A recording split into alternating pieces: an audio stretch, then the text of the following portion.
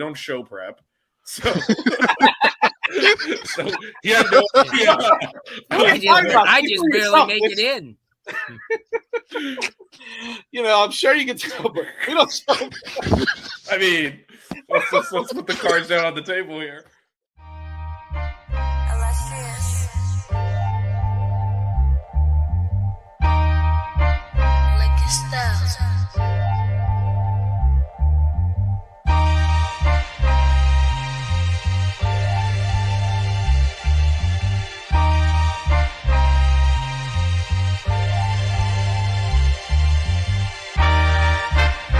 Miami Hurricanes, yeah. You know the name already.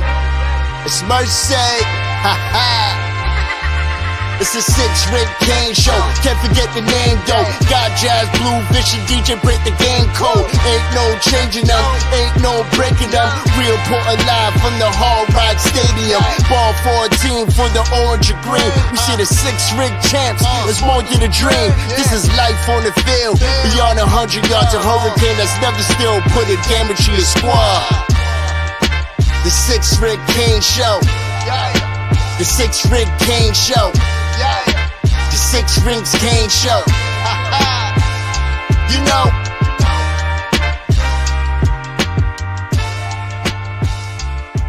What's wrong with us? Seriously. What's wrong with us? We're Miami Hurricanes fans. Welcome to the 6 Rings Kane Show, a show dedicated to Miami Hurricane sports, featuring the legendary Larry Bluestein, Jazz Santana, Vish, and Danny Gillette. Let's go Canes. And welcome back, everybody, to the post-game show. 24 hours later, almost. No, not well. Almost. But this is a fun. This is an exciting, nerve-wracking kind of. It's going to be a week. It's going to be a hell of a nervous week. It's going to be a rough one, man. It's going to be a rough one for good reasons, but also nervous reasons, right? As obviously, if you haven't heard already, I'm posting here everything.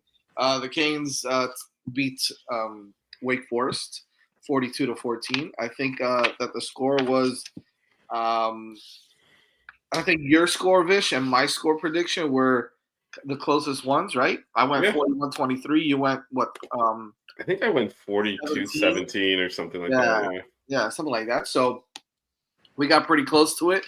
You were right. It's one of those right in facts, wrong in spirit. Right.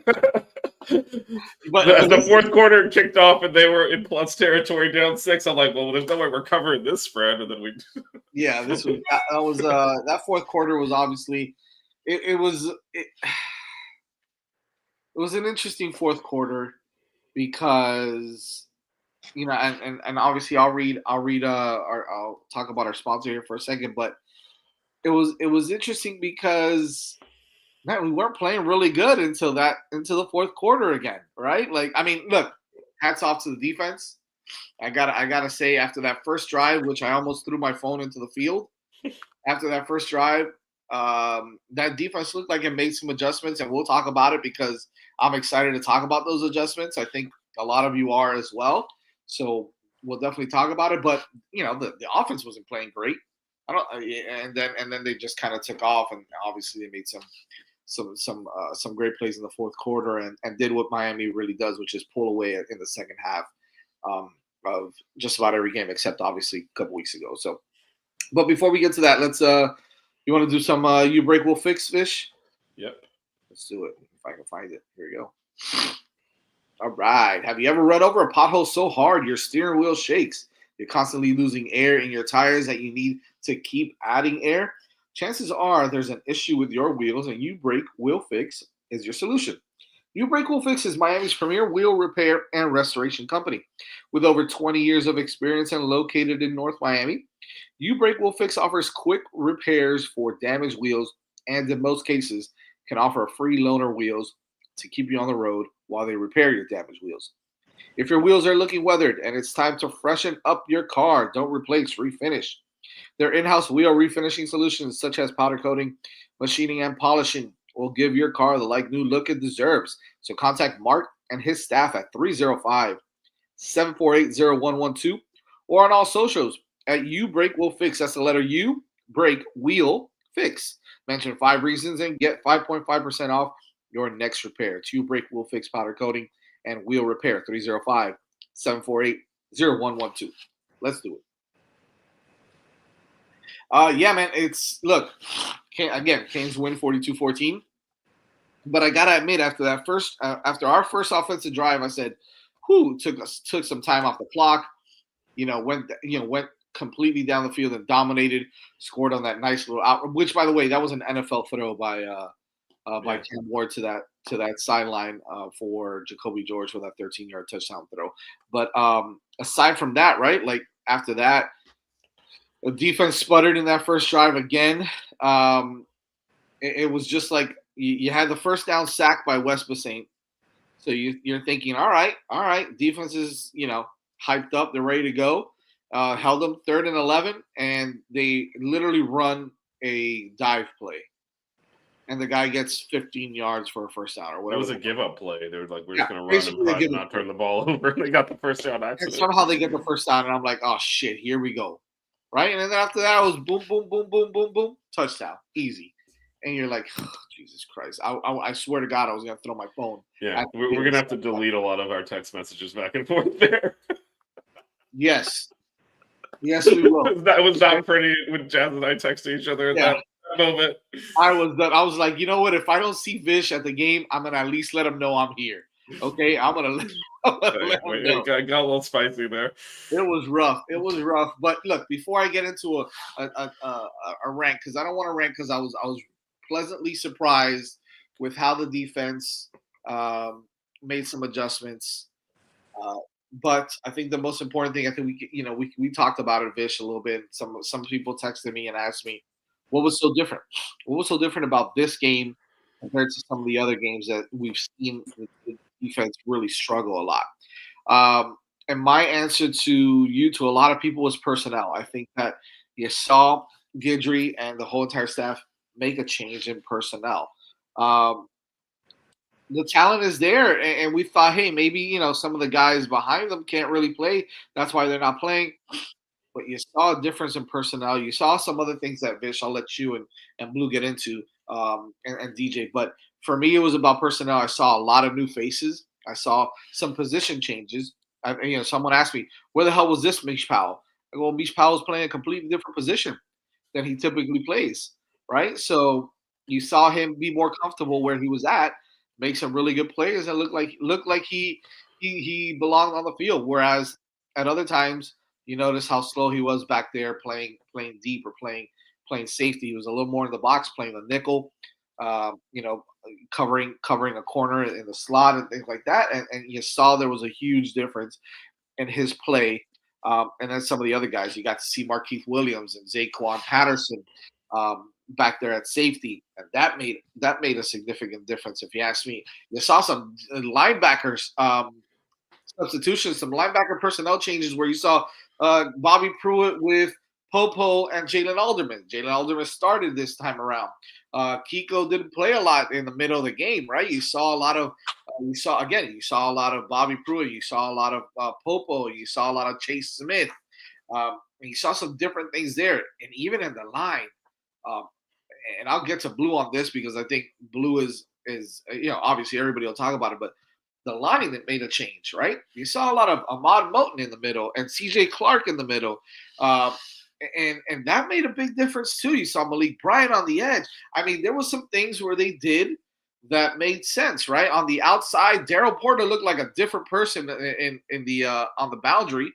It looked like a really good corner. I mean, I'm not saying that he didn't do good in the nickel, but he had a tendency of missing some tackles. He made a huge tackle for a loss on one play in the boundary, right? Obviously, OJ Frederick over there, whoever he covers is non-existent for the game. Let's just be honest, right?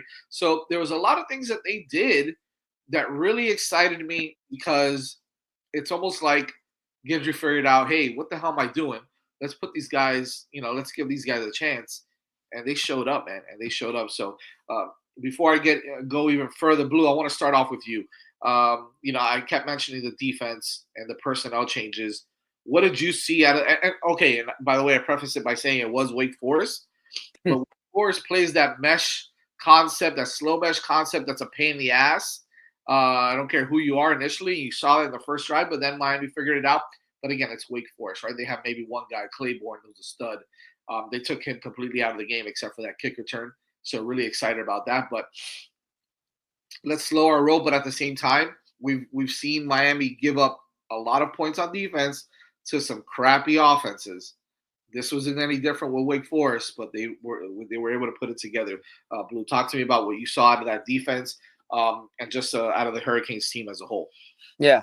Well, if anything was changed in those 2 weeks, I'm not a buyer of the communication crap because how much were you communicating for the first 10 games? So it took you a loss to Georgia Tech to we don't communicate. Nah, I don't go for that crap. It's they changed personnel, and that's what happened. That's why they were a better defensive team yesterday. Although, as you prefaced it, Wake Forest is horrible. Let's face it. And their best player was out for half the game after he got hurt. So my takeaway of the entire game was Miami's defense. And, I kept looking and I said, well, wait a minute. They're playing extremely well. I don't care who the opponent is because usually I think even like 2 weeks ago, Wake Forest would have gotten 300-something yards. But their ability to put in Zaquan Patterson, their ability to put in Alderman and Bryant and players who really haven't played a whole lot. And that's what I was screaming at the last couple of weeks, that if you're going to look like crap and give up 450 yards a game and 35 from 40 points, let the young kids play because they're going to do probably the same or better. And what happened was they did better. And, they figured out one thing, that Mauanoa is not the playmaker he was last year. But the combination, as you said, definitely Alderman. Pruitt made 3 great plays. 2 in a row that he took them out of the game. Mish Powell, who had been just battered in the Virginia Tech game and some of the others, by the fans. As you said, the whole thing is, Jazz, is he was in a position that he's more comfortable with. And what a difference in the secondary when your front 7 makes plays and doesn't keep them out on an island. It's not saying that Darryl Porter got any better. He just had a different scheme in front of him where he was able to not have to cover somebody for an hour. Just at least he was there and they had to make plays. And yeah, my big takeaway was from the defensive standpoint that, not that everybody in the press, where the hell was this defense? Nah, it's a number of things. It's changes, in some of the personnel. It's opponent.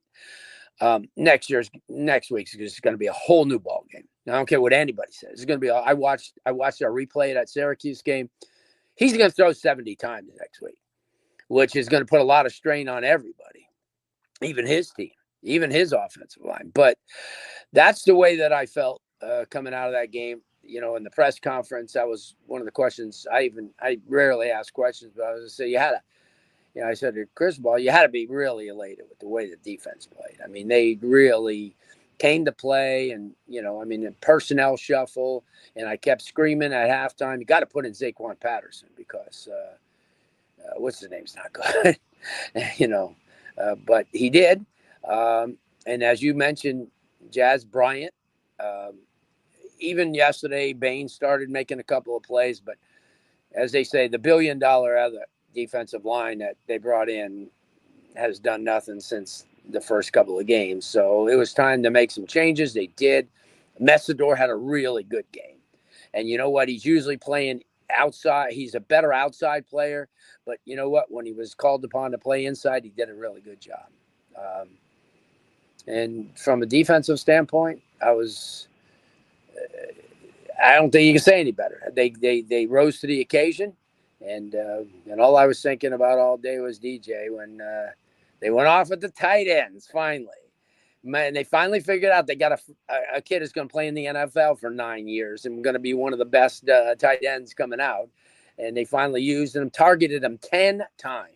I know. I was so happy. I was thinking of you guys, too, when this was happening. I was so happy, but about time because they have playmakers on the outside, but those tight ends are pretty damn good, too.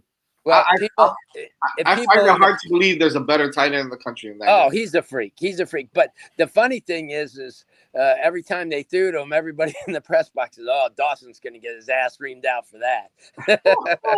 I love it. He was playing wideout. He was playing slot a lot. Oh, he was. They stretched him out a lot because he's a nightmare. He is a nightmare matchup against anybody. I don't care if it's a corner, linebacker, safety. It doesn't matter. He's going to overpower you, or he can even go down the field and beat you on a straight line, which is And Riley Williams is going to be basically the same once he gets an opportunity. And we all know that they got a kid there, who they've kind of wasted this year. But I guess that's the nature of the beast when you're a true freshman and you got so many guys in front of you. Elijah Lofton is going to be another guy.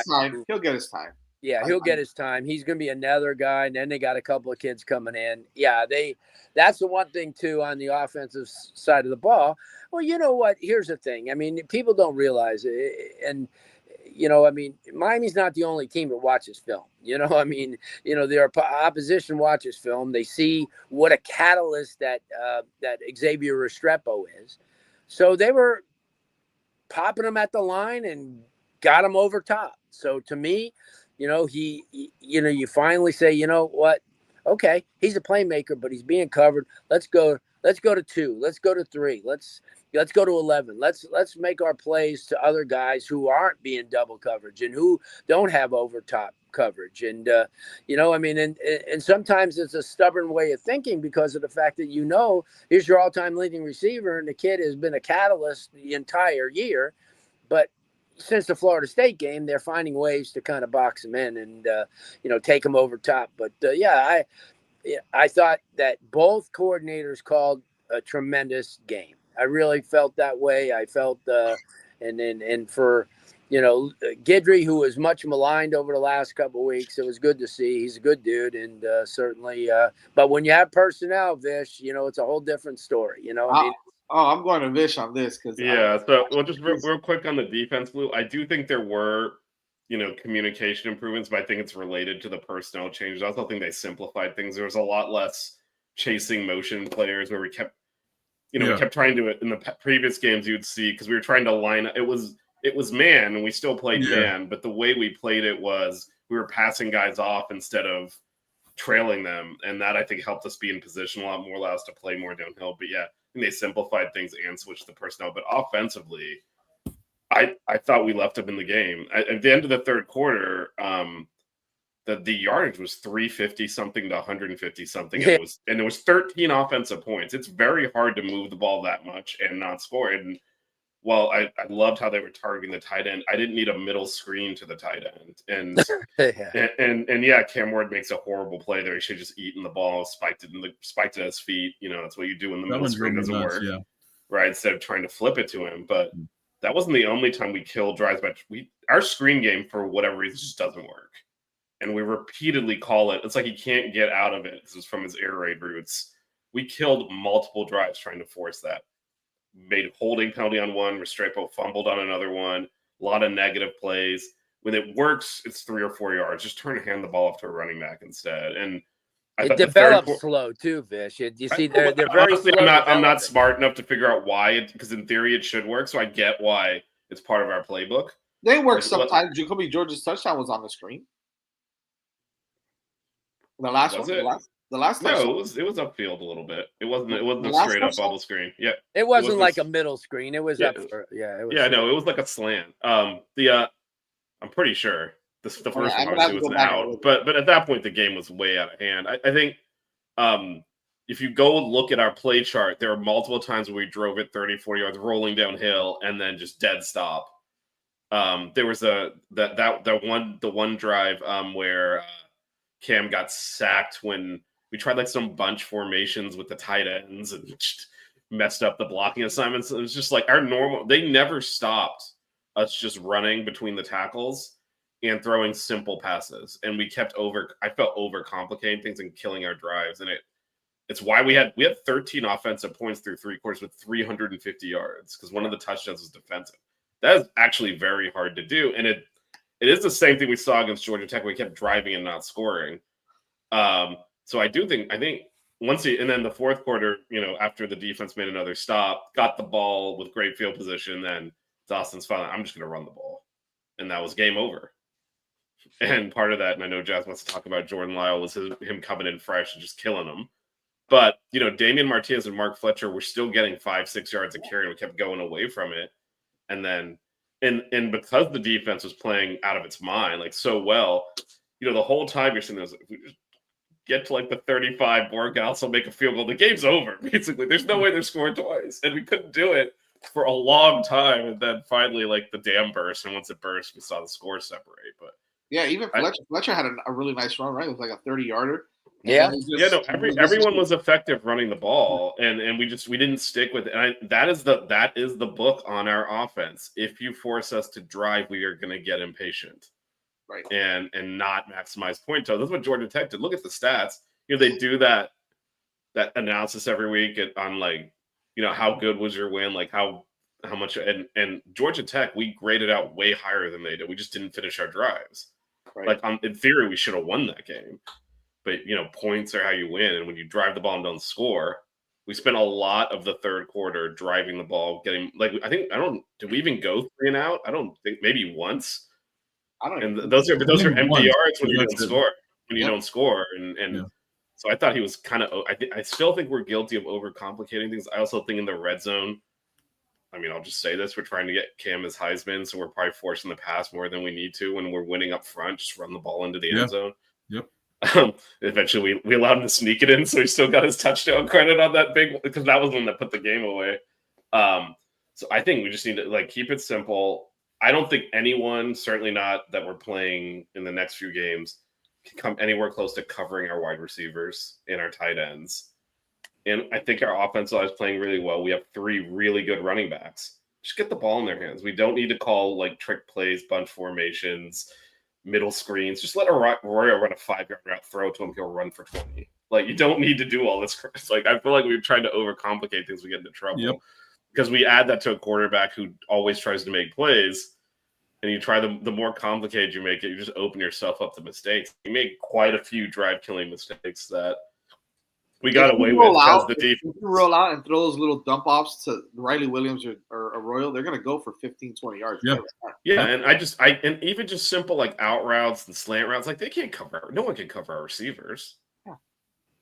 And the first drive was just that. It was run the ball. We only played 4 receivers this game. If you notice, we don't. But those are all 4. We kept putting Arroyo out, which is perfect. I'm just saying, JoJo Trader was out for the game anyways. But those 4 receivers. Yeah, no, I actually thought Dawson made some really good adjustments from the previous game. That was one of them. How do we get the ball to Arroyo more? Flank him out.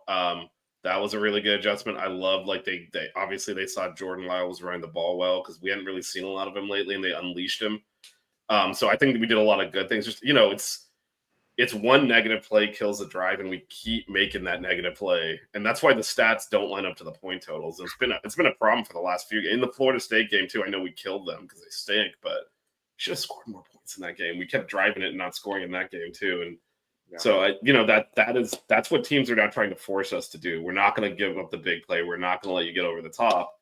You just got to execute down the field. We're more than capable of doing that. We just can't waste play. When you do that, your margin for error shrinks. You make that one penalty, you're in trouble, right? You make that. And earlier in the year, if you look at the Cal game, for example, so many 3rd and longs, 4th and longs, just converting them all because they, teams hadn't adjusted yet to our big play ability, and we're able to shred them.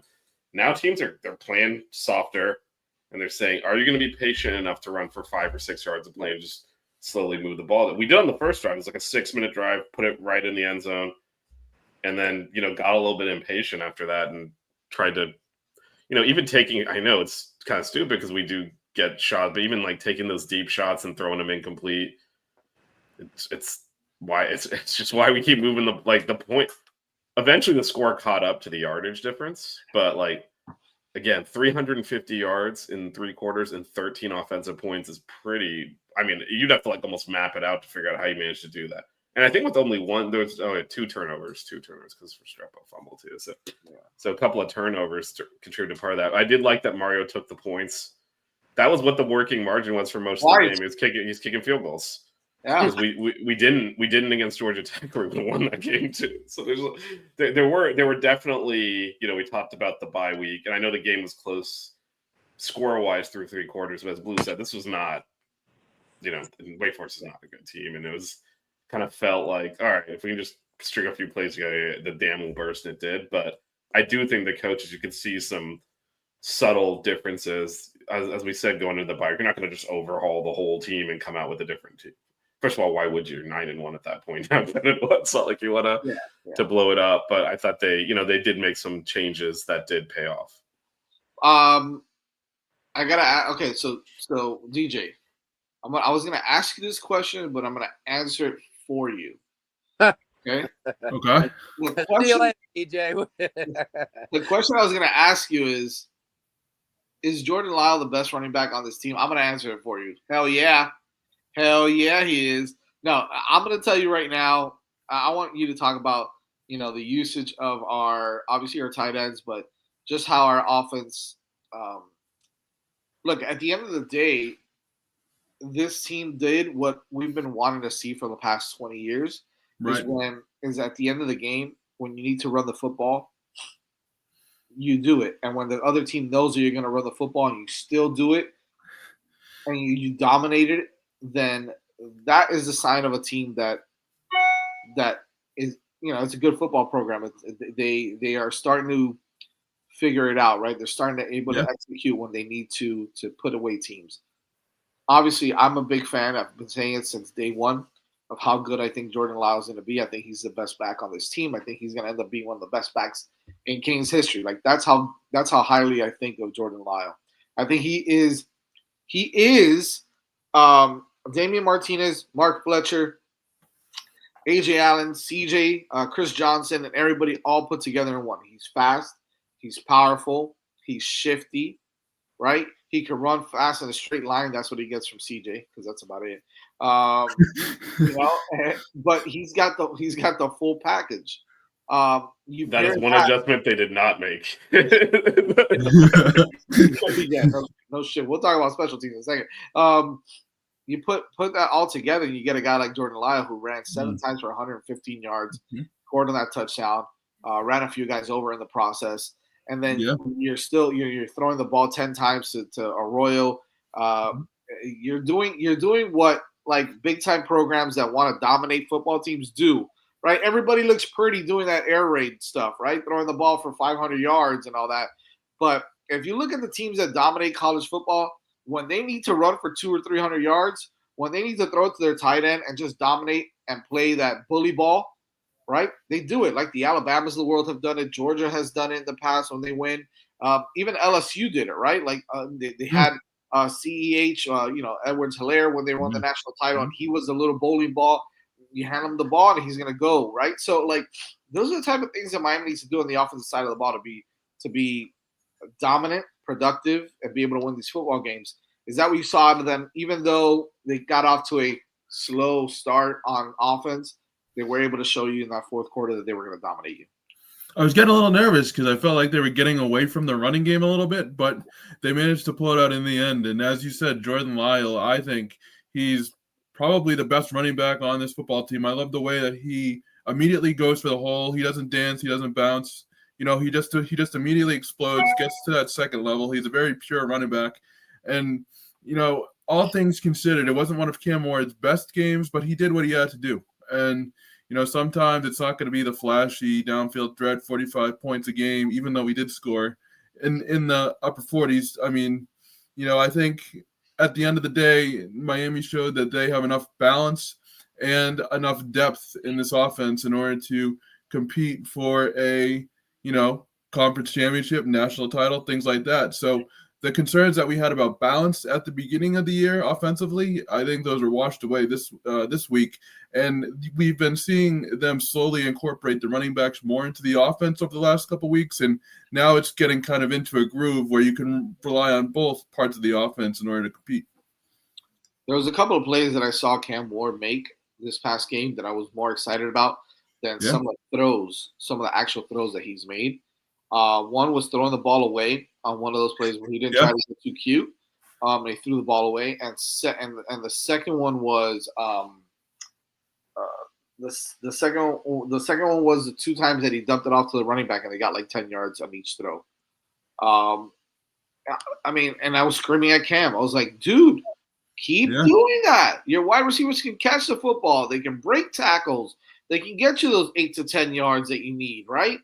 Do that more, right? The play breaks down. Those guys are wide open every single play. I know you want to stretch the field, and I know you want to get it out there and make that beautiful 20, 30-yard throw. But, man, if you got this guy out in the flat and nobody's covering him, or he can make someone miss or break a tackle, throw him the damn football. He was able to do that a little bit. He didn't do it a lot, but he was able to do it when he needed to. I was able to be effective with it. You started – oh, sorry, Judge. No, go ahead. You're good. You started to see him take what the defense gave him instead of trying to push the ball downfield, which I love pushing the ball downfield, but I also like when quarterbacks just take what the defense give him, and that's what he did a little bit better, I thought, this week. Yeah, I agree. Before I get going, because I know I got to run out of here, Vish. Really quick, I would give special teams a C grade. Why? Because on kick return coverage we were terrible until that fumble. Yeah, destroys a runner and fumbles and causes a fumble and we pick it up. And then on as field goal kicking, obviously Borregales did his thing, which was great. But on our side of the football, I mean, we didn't really have to return the ball too much anyways. But the punter did a pretty good job, right? But we did give up that one kick return touchdown, which was horrible, right? Because we had it covered up and he just made one guy miss and that was it. It was over. Nobody could catch him. But I give the grade a C. Special teams still needs a lot of work. Yeah. Borregales, you're killing me. The fact that you cannot kick it into the G-damn end zone every freaking time. Like, come on, man. You have to have some sort of awareness as well that your coverage team sucks. Kick it into the damn end zone every time, dude. What the hell's going on here? Yeah, no, it was. We also gave up a long punt return too, although there was a pretty blatant block in the back that they missed on that one. But still, that was the only guy that got down the field. Like, it wasn't covered well. Other than the field goals going through and then the forced fumble again, that was kind of after the game was. We definitely made some plays after the game was kind of over. It's very similar to the Duke game where it might have clouded a little bit. No, this is a terrible special teams performance. I don't think. Did Ray field any of the punts? Maybe one of them. Why was he even back there just going to let the ball drop every time? So I thought that cost us, that hidden yardage we talk about, why we have a high yardage discrepancy in terms of total yards, but it's not shown up in the scoreboard. Stuff like not fielding punts, and costing 10. All those hidden yardage, especially when you have Borregales, you get inside the 40, you're getting 3 points. So you lose 10, 15 yards, you punt from midfield. That's 3 points you lost when you didn't field that punt. So, I mean, there's no point in beating the dead horse on our kick returning. I mean, I just don't get it. There's got to be someone that's able to cut on this roster. Like, the best kick return we've seen this year was when Elijah Lofton fielded one when it came to him. So I don't understand why that adjustment wasn't made. And then again, like, Ray wasn't really even catching the ball in this game. He let him drop, and those things cost you yards. So I mean, it was not. I guess since Borregales is part of the special teams and he makes all his field goals, and we did force a fumble, yeah, maybe C makes sense overall. But we do have problems there. I'll have to go look. Probably very few, if any, other teams have given up 2 kick return touchdowns this year in the country. I'd be shocked if there's more than a handful that have done that. And to your point, you feel like Borregales can make field goals from 60 and he can't kick a touchback off of a tee. Like, I think he should just go through the end zone every time. There was no wind really going either, so I don't know why. Yeah, it landed on the 5, and they took it back. So very annoying, very annoying. And before I go, CCH, every time you ask about baseball, we will delay the baseball show. I just want you to know we'll delay that baseball show another week. If you stop asking about it, maybe we'll get it because we've got some good stuff coming up. But if you keep asking about it, we're not getting it. You're not getting it. We're just a little focused on football and trying to ignore basketball right now. So that's where we're at. Our men's basketball. The women's team looks to be legitimately very good. The team we're not going to talk about. They're in the 7th place game coming up here at 12:30. So you lost Blue all of a sudden. But we sort of lost them. We got a black box there. It's not like the camera off box. It's Blue said we're talking about men's basketball. I'm out of here. Yeah, good move. Good move. All right, fellas. I'm out of here. I'll see you guys tomorrow night. All right. Take care, Jess. Yeah. All right. I'm gonna hit the underdog end, and then we'll come back and talk a little bit about where the Canes stand now nationally. That bouncing ball can only mean one thing. It's time to hoop. And with Underdog Fantasy, you can play higher or lower on all your favorite players, like Miami's own Tim Hardaway Jr. I love Underdog's Win Now feature, which lets you cash out whenever you want. So join over 5 million fans that are already playing on Underdog. And with their pick'em game, you could win money by making entries with your favorite players. Download the app today and use code 5REASONS to get up to $1,000 in bonus cast instantly. That's UnderdogFantasy.com and the offer code 5REASONS to get up to $1,000 in bonus cast. That is FIVEREASONS. Must be 18 or older, 19 or older in Alabama and Nebraska, 19 or older in Colorado for some games, 21 or older in Massachusetts and Arizona, and present in a state where Underdog Fantasy operates. Terms apply. Void in Colorado. Concerned with your play? Call 1-800-GAMBLER. Visit www.ncpgambling.org.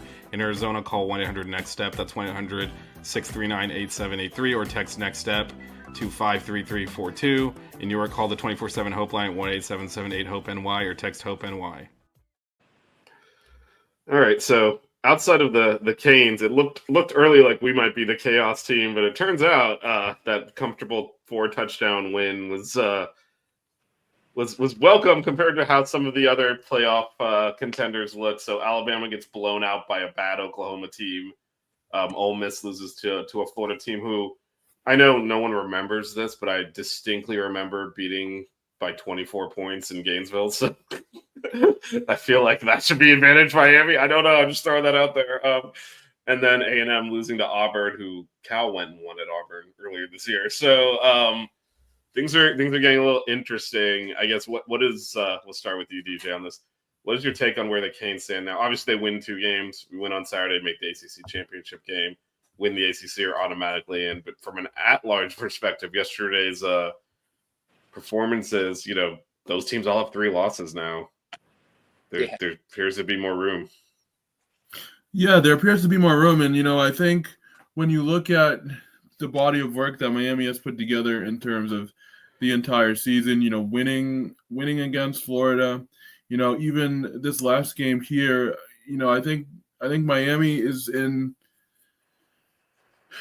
could move up, but I think overall they're in a solid spot because, quite honestly, I thought after their loss last week that they would drop even farther because, like you guys said, I think, the committee was kind of itching for that one loss, given how you heard that, people have been trying to discredit Miami.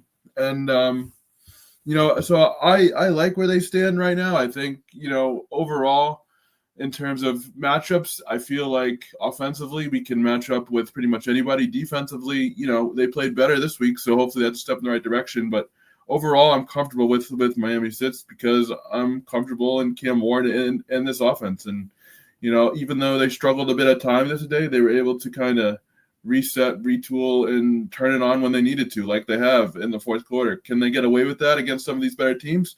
I don't know. But overall, I'm okay with where Miami sits right now. What about you, Blue? What are your thoughts on that? Where the Canes fit nationally with these other teams?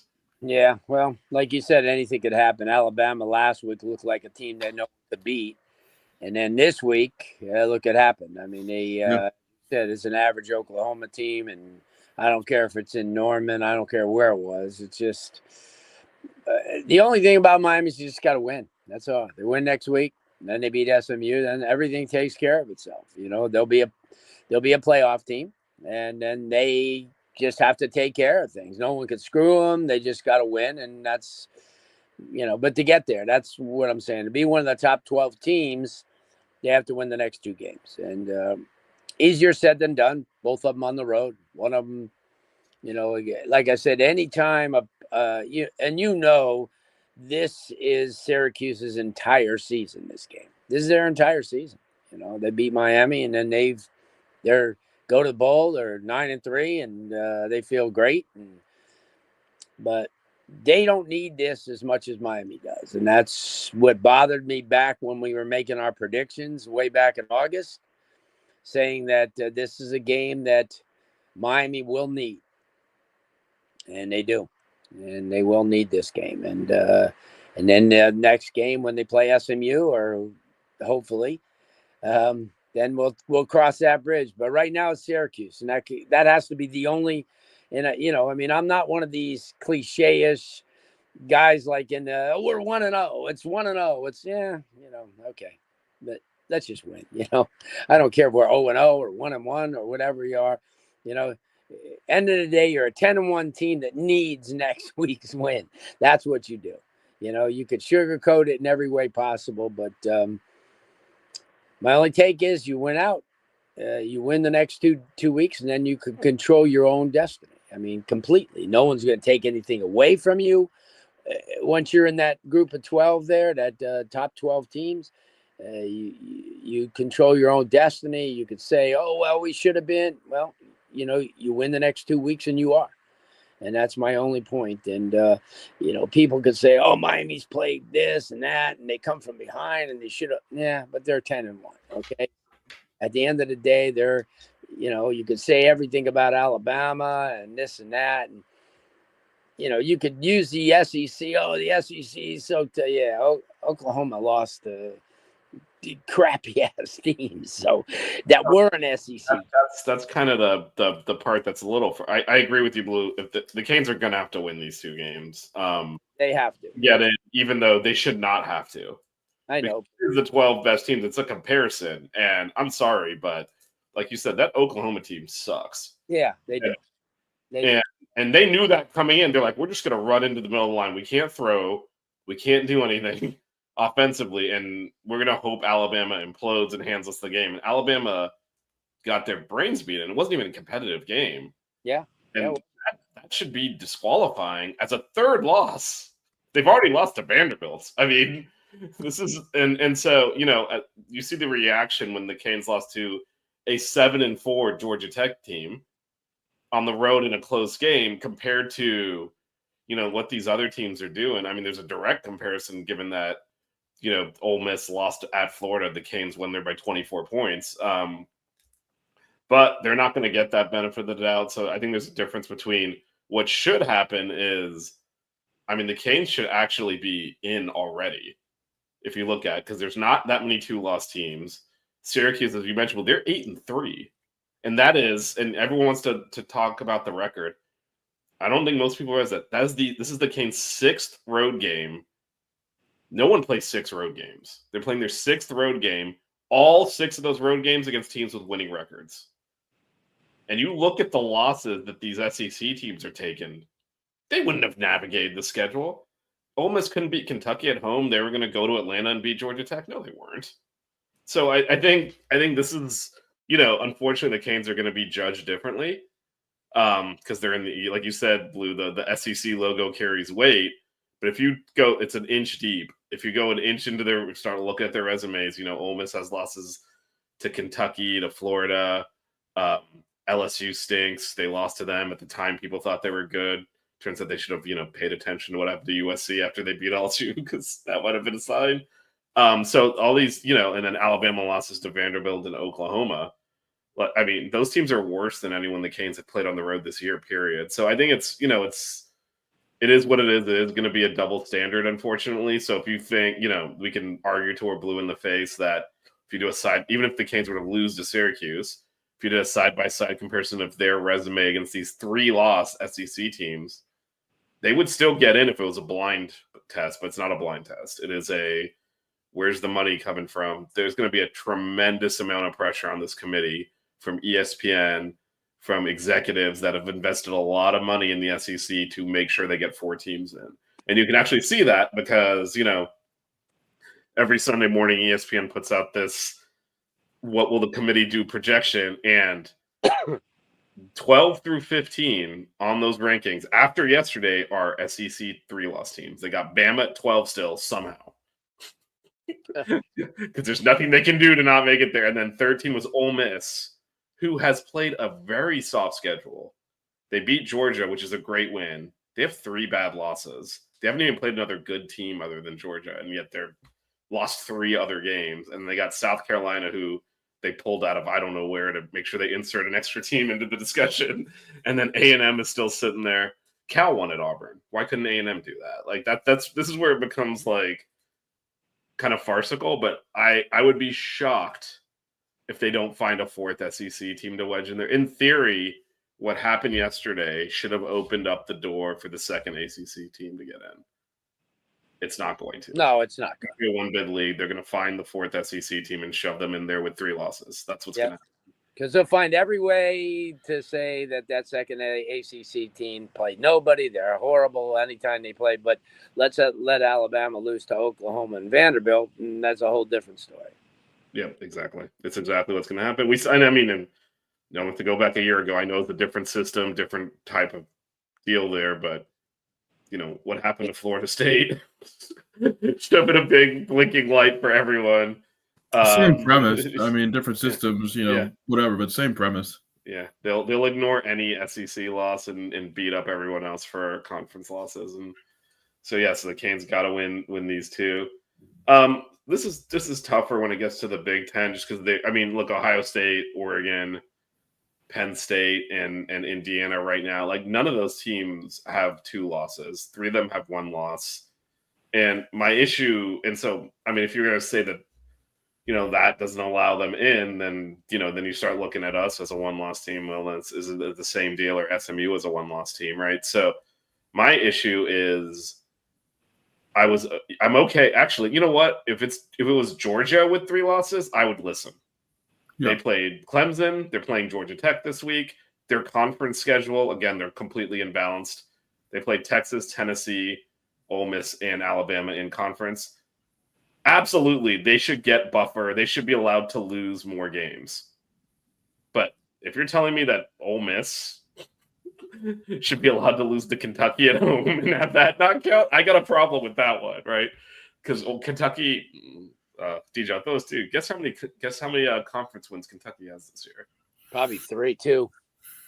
I'm going to say 1. Yeah, 1. Wow. The only thing they won was at Ole Miss. Oh, wow. They're trying to shove Ole Miss into these playoffs, man. Yeah, and it's crazy. It is kind of crazy.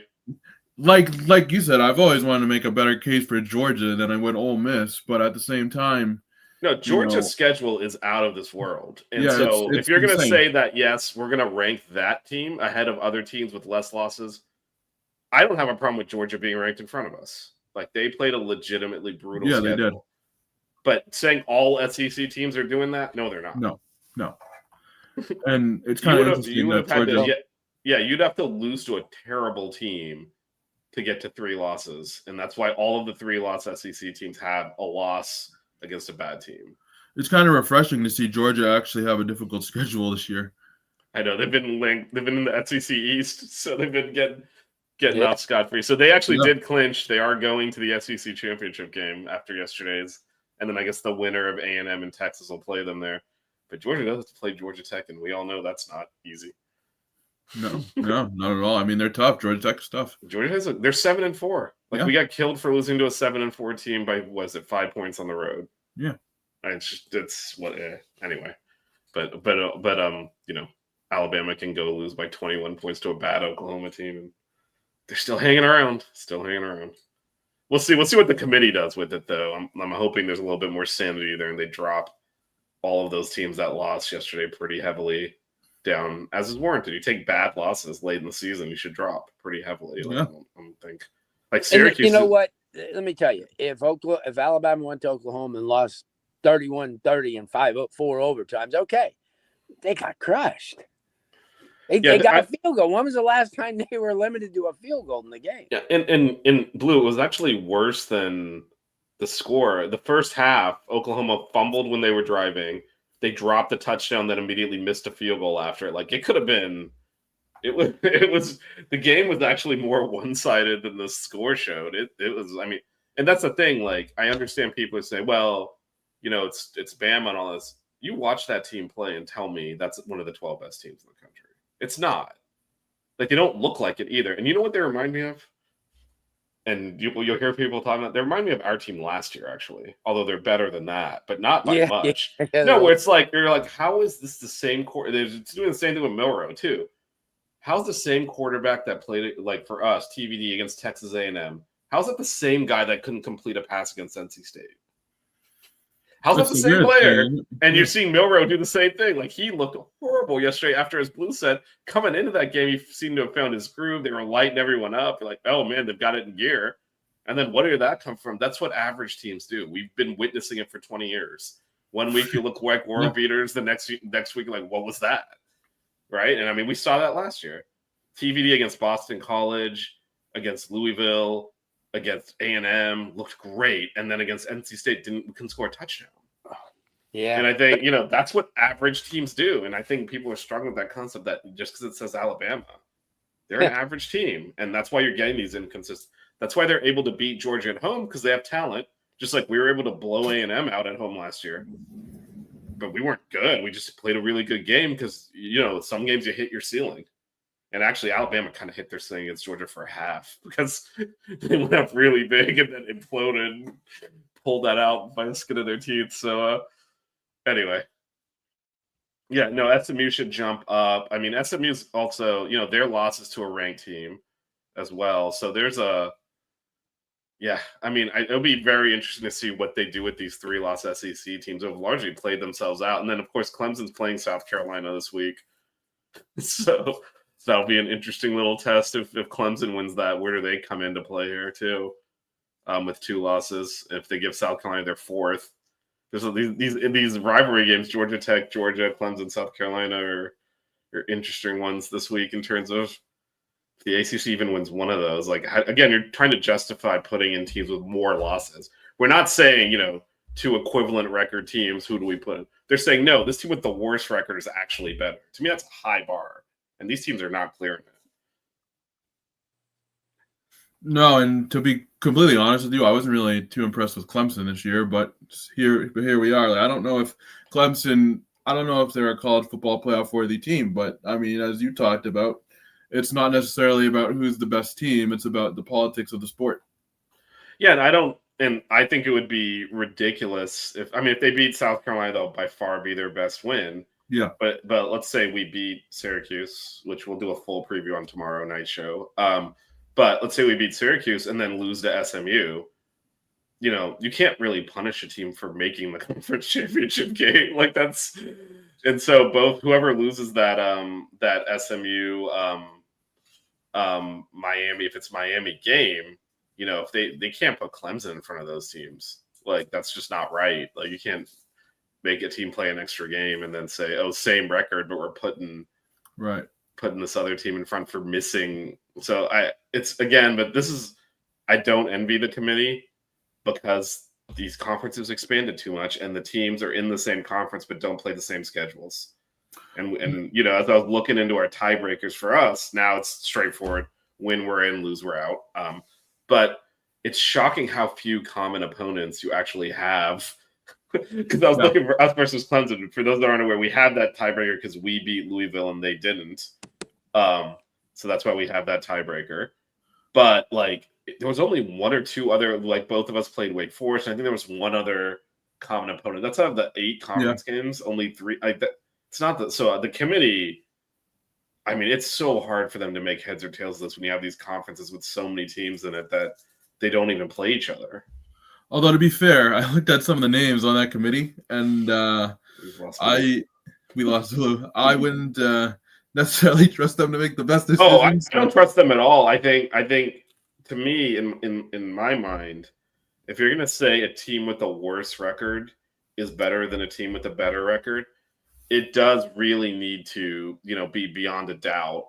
Right. This team is, and when you start looking at some of the losses these 3-loss SEC teams took to get to the 3rd loss, you're talking about the Kentuckys, the Vanderbilts, the Oklahomas. That's, to me, that's not the Auburns. Auburn's still not going to make a bowl game. No. I know, and I think we get fooled by the name Browns Auburn. They're terrible. Well, it's the same thing with Alabama, like we were just talking about. Yeah. They get fooled by the name brand and the recognition. And because I guarantee you a lot of members on the committee, they don't watch the games.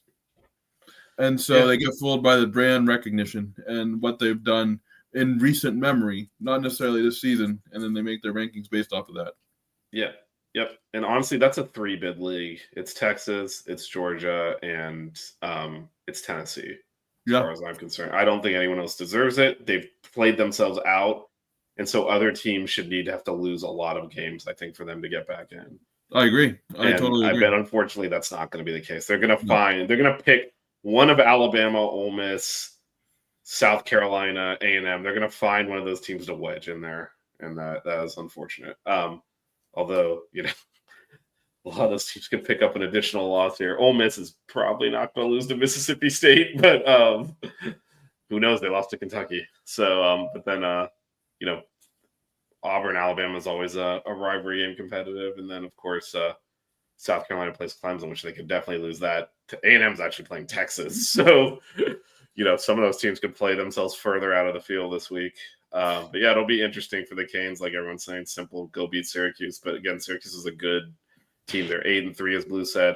Totally different. I guess we can do a little bit of talk. Sorry, dude. Pivot a little. For 470 yards last week against UConn. So, I mean. Yeah, no, and that's what Blue touched on earlier. This is a totally different offense than the ones that we've been playing, these run-heavy, pound-the-rock offenses, Georgia Tech and even FSU and Duke were trying to run that system. Mm-hmm. And then obviously Wake Forest tried to lean on their run game as well. This is a totally different. This team is going to put the ball in the air repeatedly. So are we at all? Look, the defense is going to be a concern regardless. But are we concerned about the shift in style now? Because I thought a lot of the adjustments, Blue, that we made against Wake Forest were really good in the box. Really good. Finally started to get some push with the defensive line.